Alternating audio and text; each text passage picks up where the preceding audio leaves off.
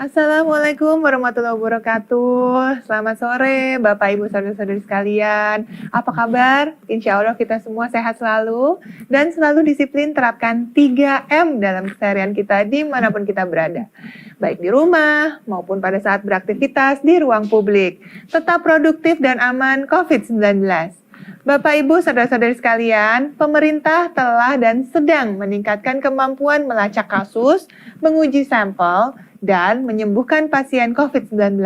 Dan tentunya tetap intens mengkampanyekan perubahan perilaku dalam rangka adaptasi kebiasaan baru. Lalu, untuk memastikan kita bisa mengendalikan wabah ini, saat ini pemerintah Indonesia juga tengah menyiapkan pengembangan dan pengadaan vaksin COVID-19. Vaksinasi merupakan salah satu cara ampuh untuk memutus mata rantai penularan penyakit termasuk COVID-19. Karena vaksinasi memberikan kekebalan tubuh buatan, sehingga masyarakat tidak perlu tertular penyakit untuk menumbuhkan imunitas terhadap penyakit menular tertentu. Dalam misi yang sangat penting ini, pemerintah memastikan vaksin yang dikembangkan dan disiapkan terjamin aman, punya khasiat tinggi atau maksimum efficacy, dan diterima luas oleh masyarakat. Ada sejumlah tahapan yang dilakukan untuk memastikan syarat-syarat tersebut terpenuhi. Salah satunya, memastikan para ulama dan pemuka agama menerima dan menyetujui penggunaan vaksin COVID-19 secara meluas, sama seperti dukungan terhadap vaksin lainnya yang sudah digunakan untuk imunisasi rutin. Kampanye imunisasi yang khusus dan imunisasi lainnya yang disarankan untuk masyarakat Indonesia. Nah, di hari yang istimewa ini, saya kini akan berbincang bersama Wakil Presiden Republik Indonesia, Bapak Kiai Haji Profesor Ma'ruf Amin, yang paham betul tentang topik imunisasi dan dukungan ulama. Assalamualaikum warahmatullahi wabarakatuh, Bapak Wakil Presiden Republik Indonesia, Bapak Kiai Haji Profesor Ma'ruf Amin. Assalamualaikum. Ya. Apa kabar Pak Kiai? Alhamdulillah baik. Sehat selalu ya Pak? Ya. Terima kasih atas waktu dan kesempatannya ya Pak. Nah Pak Kiai, hari ini kita mau berbincang-bincang seputar vaksin. Tapi sebelum itu boleh nggak kami dengar pandangan Bapak secara umum dulu tentang pandemi ini? Karena kalau kata guru-guru saya dulu Pak, wabah ini kan bukan sesuatu yang baru ya sebenarnya ya dalam hidup umat manusia. Pandemi ini memang sudah sejak zaman Nabi sendiri ada ya, malah ada hadis ya yang dikeluarkan oleh Rasulullah itu yang artinya itu jika kamu mendengar ada satu wabah di satu tempat, kamu jangan masuk ke dalam tempat itu. Kalau mereka yang berada di tempat di mana terjadi pandemi, jangan keluar supaya tidak terjadi penularan. Artinya ini sudah ada, sudah terjadi sejak zaman Nabi ya. Bahkan kalau tidak salah tuh Sayyidina Umar ketika dia menjadi khalifah waktu akan masuk ke Syam, ke Syria sekarang, itu menjelang masuk ke kota itu kemudian berhenti, kemudian diberikan informasi bahwa di pusat kota sedang terjadi wabah. Ya, wabah ta'un namanya itu ya. Oleh karena itu di situ terjadilah diskusi yang panjang. Ada yang menghendaki balik lagi, ada yang menghendaki terus saja masuk rombongannya itu. Tapi Sayyidina Umar karena ada hadis, tahu ada hadis tadi larangan memilih pulang. Ini saya kira peristiwa itu. Bahkan juga ada beberapa penjelasan yang ada di kitab-kitab juga malah disebutkan salah satu caranya itu adalah melakukan isolasi ya, dan juga mencuci tangan. Seperti yang diceritakan di dalam kitab Badlul Ma'un fi Fadlit Ta'un yang dikarang oleh Ibnu Hajar Al-Asqalani. Di sana ketika terjadi wabah itu pentingnya ada mencuci tangan, juga menjaga jarak dan isolasi. Jadi itu sebenarnya sudah sejak zaman dulu pola itu sudah ada. Wah, sudah ratusan tahun ya Pak sebenarnya ya Pak ya. Jadi peran kita nih Pak dalam melakukan pencegahan seperti memakai masker, menjaga jarak, dan tidak ikut kerumunan, mencuci tangan gitu ya. Itu sebenarnya bisa masuk kategori ibadah kan ya Pak Kiai ya?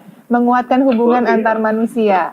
Oh iya, sebab di dalam salah satu tujuan daripada disyariatkannya ajaran Islam, istilahnya disebut maqasidus syariah, itu ada 5 hal.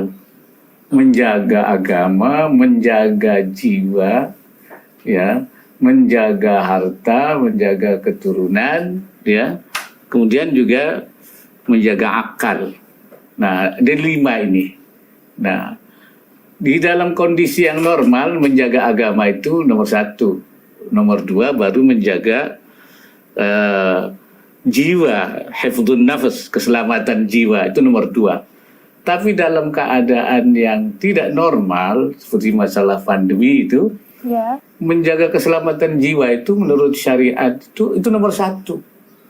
Karena apa? Karena menjaga jiwa itu nggak ada alternatifnya, nggak bisa diganti dengan yang lain, maka dia harus diutamakan. Kalau dalam agama mengerjakan sholat, mengerjakan apa, itu ada kemudahan-kemudahan. Ya. Dalam bahasa agama disebut rukhsah namanya. Nah, oleh karena itu menjaga itu menjadi sesuatu yang perbuatan yang ibadah yang dilakukan oleh kita semua. Terima kasih Pak Kiai atas nasihat, tausiahnya yang bikin adem dan menguatkan niat untuk ikut mengatasi pandemi ini.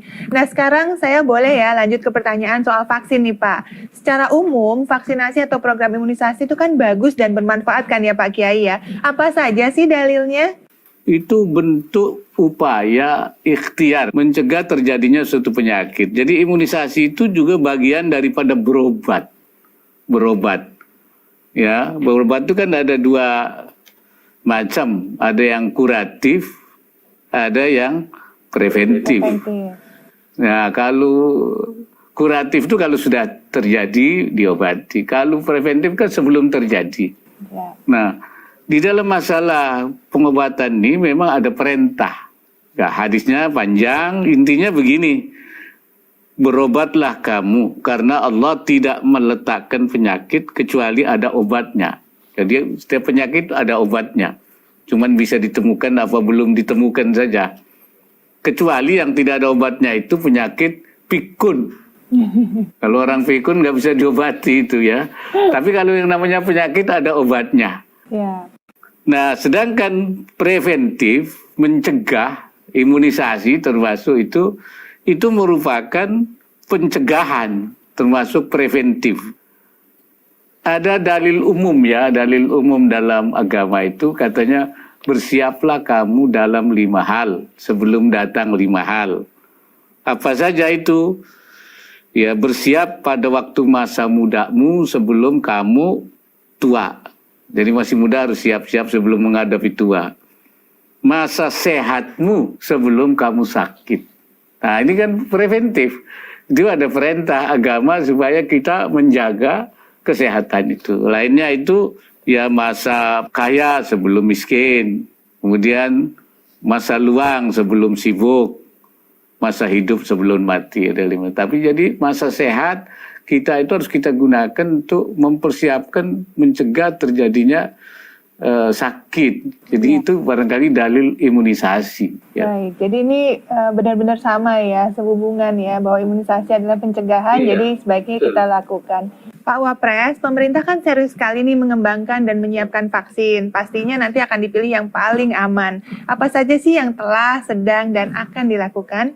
Saya kira pemerintah sekarang itu sedang menyiapkan vaksin ya. Ya.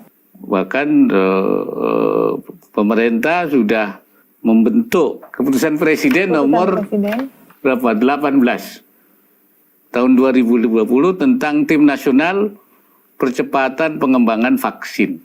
Nah, vaksin ini diharapkan untuk melakukan penyiapan pendayagunaan dan peningkatan kapasitas serta kemampuan nasional dalam mengembangkan vaksin. Itu dibentuk panitianya oleh Presiden. Dan yang pelaksanaan konsorsiumnya dipimpin oleh lembaga Eijkman. Ya. Yang mengembangkan bibit vaksin itu. Siap, ini luar biasa sekali ya Pak, persiapannya, perencanaannya. Bahkan ini kan akan memakai anggaran yang luar biasa. Dan keterlibatan banyak pihak, bahkan sampai kerjasama global gitu ya Pak ya. Ternyata memang untuk mensukseskan suatu program vaksinasi itu sebenarnya tidak mudah gitu. Nah, kami sebagai masyarakat, peran kami apa saja Pak untuk bisa membantu mensukseskan program ini? Ya, saya kira diharapkan masyarakat tuh yang memberi dukungan atas semua tahapan, mulai penyiapan hingga pelaksanaan vaksinasinya, juga mengikuti informasi-informasi, tapi melalui sumber-sumber yang yang resmi. Sebab ini informasi itu bisa menyesatkan, karena banyak yang disalahfahamkan, yang disalahfahami, ya. Jangan mudah percaya pada informasi yang belum terkonfirmasi kebenarannya. Itu penting ya. Kemudian juga perlu saling mengingatkan tuh tetap melaksanakan protokol kesehatan seperti tadi yang saya katakan tuh, juga menjaga imunitas tubuh, menjaga jarak. Ini saya kira apa yang harus kita lakukan tuh. Ini penting nanti mengikuti semua tahapan-tahapan daripada vaksinasinya nantinya itu. Iya betul, protokol kesehatan dan vaksinasi harus berjalan dengan baik tentunya nanti ya. Bapak kan sebagai Ketua MUI Pusat, itu rencana Bapak sendiri apa sih peran penting dalam MUI dalam penanganan pandemi ini dan dalam mensukseskan program vaksinasi nanti? Nah, jadi MUI sendiri sudah melakukan peranannya sejak lama. Sejak pandemi COVID itu juga fatwa MUI banyak menjadi acuan. Ya, betul. Misalnya dalam soal ibadah, sholat Jumat, Ya. kemudian sholat Idul Fitri, Idul Adha, kemudian tentang pembayaran zakat untuk penanggulangan pandemi supaya zakatnya dipercepat. Kemudian fatwa tentang cara beribadah para tenaga medis, karena mereka tidak mudah membuka baju, bagaimana dia menggunakan itu, kemudian juga sulit untuk sholat seperti biasa, rukuk sujud dengan sempurna, itu ada panduannya. Kemudian juga pengurusan jenazah, apa istilahnya pemulasaraan jenazah mayit, bagaimana dilakukan supaya tidak membahayakan, harus oleh orang tertentu yang mengerti, kemudian menggunakan tata cara yang aman. Nah, itu. Nah, untuk vaksin, saya sudah minta dilibatkan dari mulai perencanaan, pengadaan vaksin, kemudian pertimbangan kehalalan vaksin, kemudian melalui juga auditnya di pabriknya, bahkan sekarang lagi kunjungan di RRT ya, di sana. Kemudian juga akan terus terlibat dalam mensosialisasikan ke masyarakat luas dalam rangka vaksinasinya. Saya kira Majelis Ulama sudah terlibat sejak awal dan beberapa kali pertemuan sudah ikut dilibatkan. Dan tentunya nanti sampai proses produksi ya akan terus dipantau oleh MUI, betul ya Pak ya? Iya. Dan memang artinya kalau soal kehalalan itu, apabila itu halal, itu kan memang tidak menjadi masalah, tetapi harus ada sertifikatnya oleh lembaga yang memiliki otoritas, dalam hal ini Majelis Ulama. Tetapi andai kata di dalam satu ketika seperti waktu meningitis itu ternyata belum ada yang halal, tetapi kalau tidak ada, tidak digunakan vaksin, itu akan menimbulkan kebahayaan, akan menimbulkan penyakit atau juga penyakit yang berkepanjangan, maka bisa digunakan walaupun tidak halal secara darurat, tapi dengan penetapan oleh lembaga bahwa ia ini boleh menggunakan karena keadaannya darurat. Tapi harus ada ketetapan yang dikeluarkan oleh Majelis Ulama Indonesia. Baik, wah ternyata memang bisa, tapi harus ada ketetapannya dulu ya Pak, kalau itu ternyata tidak halal ya. Tentu ini demi kebaikan kemaslahatan umat manusia ya tentunya ya. Baik, terakhir Pak Wapres, pesan-pesan apa yang ingin Bapak sampaikan nih dalam penanganan COVID-19 ini, bagaimana agar tetap istiqomah bersama melawan COVID-19? ya kita harus ya, istiqamah, tidak boleh kendor ya, tidak boleh menyerah. Ya. Ini yang penting, harus terus semangat menegakkan protokol kesehatan. Ya. Ya, kita tidak boleh lengah. Kemudian kita saling memberikan ingat. Sebab seringkali orang ini kan kurang ingat.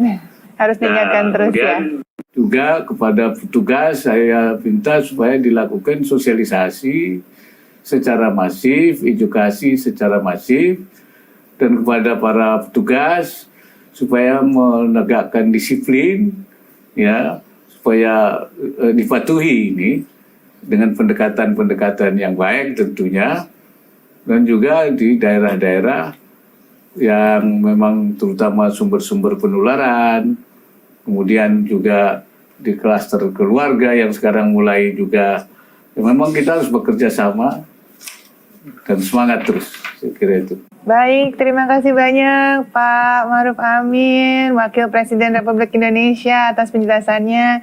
Dan sekali lagi terima kasih jazakallah atas tausiahnya ya Pak. Ini akan membuat kita jadi tenang dan percaya nih kepada arahan ulama tentunya dan pemerintah kita. Wassalamualaikum warahmatullahi wabarakatuh. Terima kasih banyak. Assalamualaikum warahmatullahi wabarakatuh. Bapak, Ibu, saudara-saudari sekalian, telah kita dengar tadi dari Kiai Haji Profesor Ma'ruf Amin, memutus rantai penularan COVID-19 ini menjadi tanggung jawab kita bersama, ibadah personal dan ibadah sosial.